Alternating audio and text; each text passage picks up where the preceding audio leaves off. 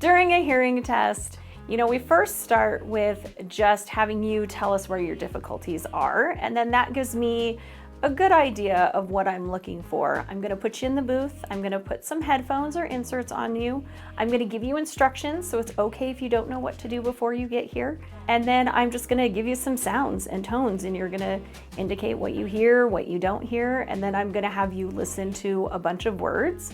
I give you a gentleman's voice. I'll tell you, he's a little boring, but he gives me a lot of information because then I know how well you're understanding things. And then after I put all those pieces together, I will explain to you what it means so you go home with results that day and you don't have to wait for 2 or 3 weeks for somebody to send you the analysis, which is a really nice change in audiology compared to some other professions.